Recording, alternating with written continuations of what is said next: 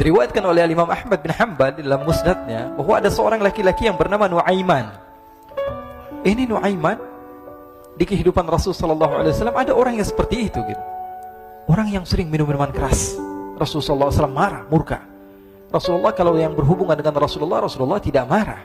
Tapi kalau sudah berhubungan dengan agama, Rasulullah SAW adalah orang yang paling marah, orang yang paling istiqomah dalam kebenaran. Maka Rasulullah panggil Nuaiman, apa yang kau lakukan? Dia katakan, aku minum minuman keras ya Rasulullah. Rasulullah cambuk dia. Kemudian dia bertobat kepada Allah. Kemudian ketahuan lagi minum. Kemudian dicambuk lagi oleh Rasulullah SAW, sehingga sebagian sahabat memukul dia dengan pukulan yang banyak. Sehingga apa yang berlaku? Sebagian sahabat mengatakan, la'natullahi ala Nuaiman. Semoga Allah melaknat Nuaiman. Dia mempermainkan Rasulullah. Dia bilang sudah mau taubat tapi minum lagi. Dia bilang sudah mau taubat tapi minum lagi. Maka Rasulullah SAW mengatakan, la tal'anuh fa innahu yuhibbullaha wa rasulah. Kata Rasulullah, jangan kamu laknat Nuaiman, karena dia itu cinta sama Allah, cinta sama Rasulnya. Dalam riwayat dia dicintai Allah dan dicintai oleh Rasulnya Muhammad sallallahu alaihi wasallam. Ibn Majah menceritakan bahwa Nuaiman ini pernah suatu waktu diajak oleh Sayyidina Abu Bakar pergi ke negeri Syam. Negeri Syam itu di mana? Seperti yang diceritakan tadi, antara daerah Suriah, Lebanon, Yordania, kemudian Palestina. Daerah seperti itu. Umumnya orang Quraisy pada masa itu mereka memiliki rihlah berdagang, membeli dagangan ke Syam, kemudian dijual lagi di kota Makkah. Ketika itu Rasulullah SAW didatangi Abu Bakar. Sayyidina Abu Bakar mengatakan kepada Rasulullah, ya Rasulullah, saya mau izin ya Rasulullah. Mau apa? Saya mau ajak dua sahabat kamu ini ikut berdagang ya Rasulullah. Siapa kata Rasul? Nuaiman. Kata Rasulullah SAW, Nuaiman kamu mau ajak? Mau ngapain? Biar seru-seruan aja ya Rasulullah. Kata Rasulullah, ya sudah, saya izinkan kamu bawa Nuaiman. Ketika itu Sayyidina Abu Bakar membawa Nuaiman sama satu sahabat namanya Suwaibid ibn Harmalah. Siapa namanya? Suwaibid ibn Harmalah. Ini sahabat Rasulullah SAW yang memiliki sifat yang berbeda-beda. Kalau Nuaiman ini aneh. Pernah Rasulullah SAW dibawain makanan banyak, dikasih Rasulullah, dikasih sahabat semua. Semuanya sudah makan, tiba-tiba si Nuaiman ini, sahabat Nabi Nuaiman mengatakan kepada Rasulullah, ya Rasulullah, ini yang penjualnya, tolong kau yang bayar ya Rasulullah. Makanan udah habis. Makanan udah habis. Rasulullah SAW bingung, saya yang bayar. Akhirnya Rasulullah katakan kepada sahabat, ayo keluarkan uang, kita patungan, kita bayar. Rasulullah aja dimainin, apalagi kita orang. Sallu ala Nabi Muhammad. Nuaiman diajak Sayyidina Abu Bakar. Kata Rasulullah SAW, benar kamu mau ajak Nuaiman? Iya ya Rasulullah. Diajaklah. Diceritakan dalam riwayat Ibn Majah, diceritakan juga dalam Siyar A'lam An-Nubala, diceritakan juga dalam Musnadnya Imam Ahmad bin Hanbal, dalam riwayat Imam Ahmad bin Hanbal. Maka diceritakan Nuaiman diajak oleh Sayyidina Abu Bakar. Sesampainya di negeri Syam, semua dibagi tugas. Fulan bin Fulan kerjaannya ini, Fulan bin Fulan kerjaannya ini, semua memiliki kerjaan. Nuaiman tanya, wahai Abu Bakar, kerjaannya saya apa wahai Abu Bakar? Kata Sayyidina Abu Bakar, kamu mau ngapain terserah kamu wahai Nuaiman. Yang penting kamu ikut saya kan. Kemudian satu di antara mereka namanya Suwaibid ibn Harmalah. Ditanya oleh Sayyidina Abu Bakar, wahai Suwaibid, kamu mau kerjaan apa? Kata Suwaibid, terserah kamu wahai Abu Bakar. Kata Sayyidina Abu Bakar, kamu menjaga makanan, karena saya tahu kamu ini adalah orang yang senantiasa menjaga amanah. Suwaibid ini kalau disuruh maju dia maju, disuruh mundur dia mundur, disuruh ke kanan dia ke kanan, disuruh ke kiri dia ke kiri. Orang yang ikut aja. Kalau Nuaiman beda, disuruh maju dia ke belakang, kasih sen kanan ke kiri belok. Nuaiman itu orang yang berbeda. Maka Suwaibid mendapatkan tugas, semua mendapatkan tugas kecuali Nuaiman. Sehingga ikhwani, apa yang berlaku, apa yang terjadi? Sayyidina Abu Bakar pergi sibuk dengan kesibukannya, sehingga datanglah waktu siang. Nuaiman sudah lapar.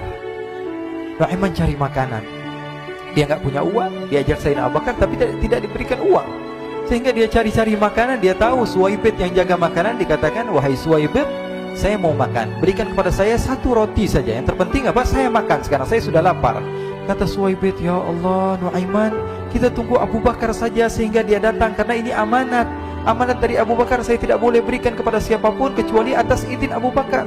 Kata Nuaiman, kasih saya makanan, kalau tidak saya bikin masalah sama kamu. Merah wajahnya Suwaibid, karena dia tahu, jangankan saya, Rasulullah aja dimainin. Bingung, apa yang harus saya lakukan? Akhirnya Nuaiman bilang, gampangannya aja, kata Nuaiman, kamu kasih saya makanan, atau kalau tidak saya bikin masalah sama kamu. Bingung Suhaib pikir panjang. Setelah itu dia katakan, ya sudah Nuaiman, saya tetap mau jaga amanah Abu Bakar, karena saya takut ini adalah perintahnya Allah, perintahnya Rasulullah SAW, dan perintah daripada Abu Bakar, sahabatnya Nabi. Kata Nuaiman, kalau memang begitu kamu maunya, ya sudah, berarti kamu ngajakin berantem sama saya. Nuaiman pergi ke pasar. Dia cari-cari tempat penjualan hamba sahaya. Dia lihat-lihat beberapa hamba sahaya. Ini berapa harganya? Ini katanya 10 qalanis. Ini berapa? Ini harganya, hitungan orang zaman dahulu, kita sih hitung seperti dirham, berapa ratus dirham gitu, 200 dirham. Yang ini berapa? 300 dirham. Yang ini berapa harga hamba sahaya? 300 dirham. Harganya antara 300, 200 sampai 100. Kemudian Nuaiman mengatakan kepada penjual hamba sahaya tersebut, saya punya juga hamba sahaya, tapi saya jual cuma 20 dirham saja, murah. Apa benar ada hamba saya harganya segitu? Iya, karena dia punya aib, ada kekurangan. Apa? Nanti kalau kalian tangkap, dia bakalan teriak, saya ini bukan hamba sahaya tapi orang merdeka. Akhirnya semua orang berkumpul mau beli.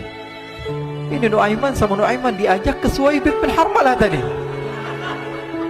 Kata Nuaiman, itu ada orang yang berdiri sedang menjaga makanan, itu hamba sahaya saya, tangkap saja. Oh baik. Diberikan uang 20 dirham, dimasukkan oleh Nuaiman ke kantongnya, kemudian Suhaib ditangkap. Ketika ditangkap, Suhaib teriak, saya bukan hamba saya orang merdeka. Maka orang-orang tersebut mengatakan, saya sudah tahu kekurangan kamu. Ini memang kekurangan kamu, memang kamu, tapi saya tidak perlu dengan bacot kamu, yang penting kerjanya kamu gitu. Ya kan hamba saya untuk apa? Untuk kerja. Mau dia ngomong apa, mau ngomel terserah, yang penting dia mau kerja. Akhirnya ditangkaplah Suhaib dan dijual di pasar. Nuaiman punya uang banyak ini. Dia beli makanan, dia beli minuman, dia beli hadiah buat Rasulullah. Dia beli macam-macam di negeri Syam ini. Waktu itu adalah superpower, adidaya Romawi.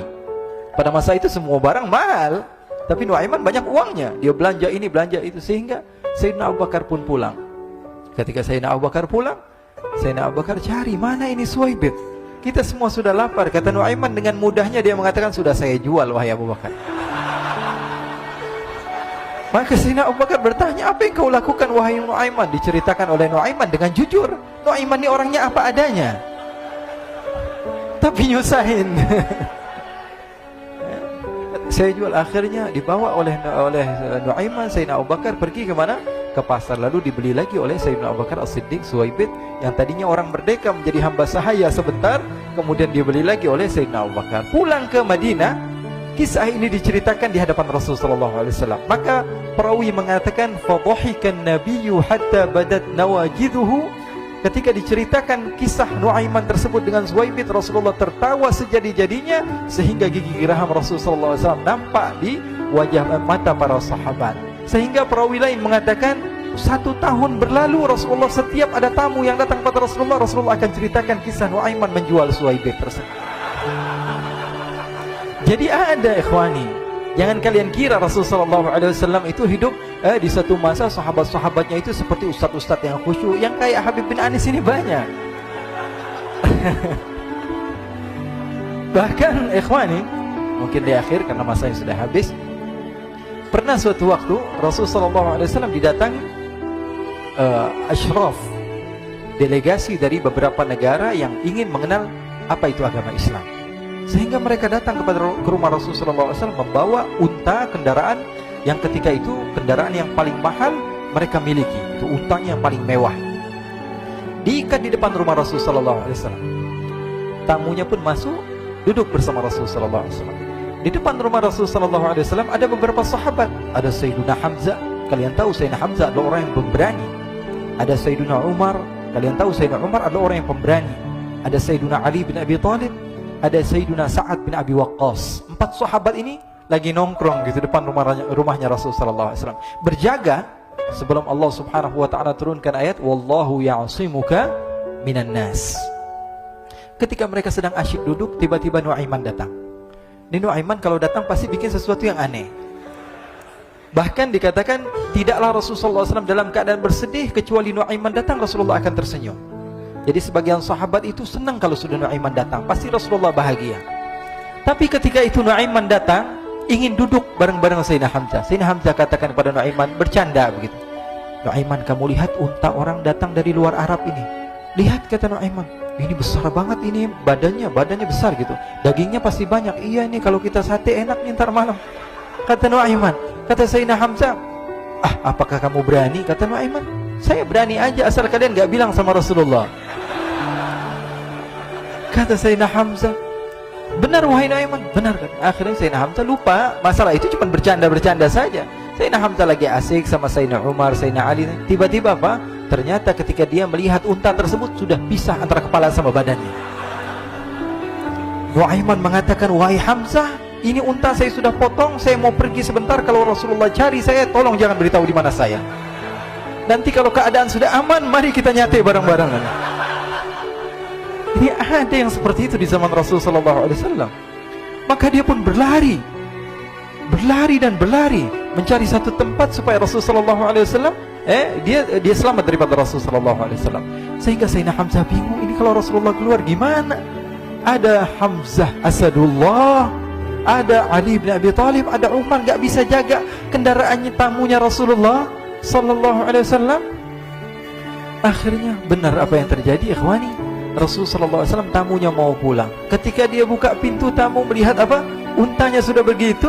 Mereka teriak, wa naqatah, unta kami wahai Muhammad. Baru mau kenal Islam, unta kami, kendaraan kami sudah dibuang. Rasulullah SAW lihat Sayyidina Hamzah, lihat Sayyidina Ali. Mereka gak bisa ngomong, mereka hanya bilang apa? Nuaiman ya Rasulullah.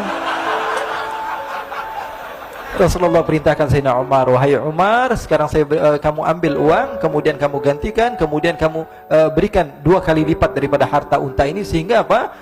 Agama Islam tidak didengar dengan sesuatu yang tidak baik di luar sana. Akhirnya diberikan harta, diberikan unta yang baru dan diberikan harta yang lebih untuk orang tersebut, sehingga orang tersebut tidak menjelek-jelekan agama Islam. Kata Rasulullah SAW, dan sekarang waktunya kita balas dendam sama Nuaiman. Nuaiman ternyata berlari tempat yang jauh sampai hampir keluar dari kota Madinah. Dia dapatkan seorang sahabat Nabi yang hadir juga dalam peperangan Badar, namanya Al-Miqdad bin Al-Aswad. Siapa namanya? Al-Miqdad bin Al-Aswad ketika itu sedang menggali sumur. Ketika sedang menggali sumur, Nuaiman datang. Nuaiman katakan kepada Miqdad, wahai Miqdad, wahai sahabat Rasul, kamu orang yang hadir dalam peperangan Badar, kamu adalah orang yang hebat. Dipuji-puji sama Nuaiman. Ada maunya ini.